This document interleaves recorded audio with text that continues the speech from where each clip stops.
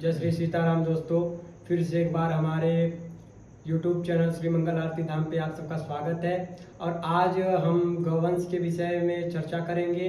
तो आइए गुरुदेव से हम पूरी जानकारी लेते हैं। तो गुरुदेव आप हमें बताइए कि गौ सेवा से हमें किस लोक की प्राप्ति होती है और हमें उसके लिए क्या करना चाहिए। बड़ा ही सुंदर प्रश्न है। गौ की सेवा से गौलोक की प्राप्ति होती है। सभी लोकों में श्रेष्ठ है लोक, वैकुंठ लोक, शिवलोक, सभी लोकों में श्रेष्ठ है गौलोक। अपने कई जन्मों के, हजारों जन्मों के पाप खत्म हो जाते हैं गौ की सेवा से। इसलिए व्यक्ति को चाहिए कि वो गौ की सेवा ज्यादा से ज्यादा करे।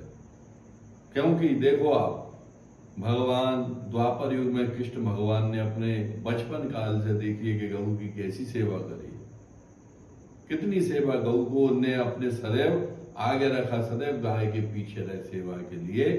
तो आप जब देख सकते हैं परमात्मा स्वयं, भगवान परमात्मा स्वयं जब गाय की सेवा कर रहा है तो इंसान को तो करना ही चाहिए, क्योंकि गाय प्रत्यक्ष भगवान है पृथ्वी की। जिस घर में गाय रहती है समझो वो घर तीर्थ के बराबर होता है। और हमको कोई भी दिन, मतलब दिवाली के दिन जैसे गाय की हम सेवा करते हैं साल भर में एक बार, और वो भी इसलिए करते हैं कि लक्ष्मी जी घर आए गौ के रूप में।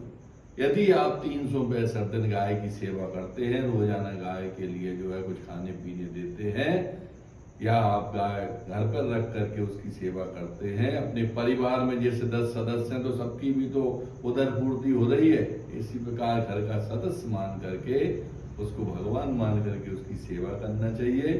और हम देखते हैं कि किसी घर में अभिषेक हो रहा है, दूध दही घी शहद शक्कर से, अब दूध दही घी गाय के उससे ही आया, भोले बाबा का अभिषेक कर रहा है, बहुत अच्छी बात है। घर के बाहर गाय खड़ी है और वो आपको भूखी है, आपसे कुछ चाह रही है कि आपको रोटी वोटी खिला दो, आप आपके अभिषेक में लगे हो। भैया यदि आपको अभिषेक का पूरा फल चाहिए है तो आप उस गाय को जाकर के भरपेट कुछ भी मिल जाए, रोटी मिल जाए, चारा मिल जाए, भूसा मिल जाए, उसको आप खिलाओगे तो ये गारंटी से हम आपको बोल रहे हैं, वेद शास्त्र बोल रहे हैं कि भोले बाबा तो बाद में प्रसन्न होंगे आपकी अभिषेक से, लेकिन गौ जैसे ही तृप्त होगी अंदर, जैसे ही उसके अंदर वो रोटी वो भोजन जाएगा, उसी वक्त आपको करोड़ों गुना पुण्य प्राप्त होगा।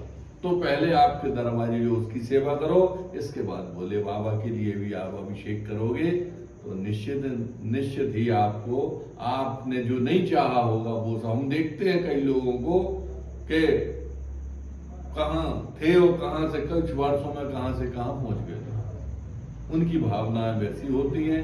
इसलिए बिल्कुल बिना दिखावे के अनुसार गौ की सेवा करनी चाहिए। गौ प्रत्यक्ष भगवान का रूप है और ज्यादा से ज्यादा हमको अपने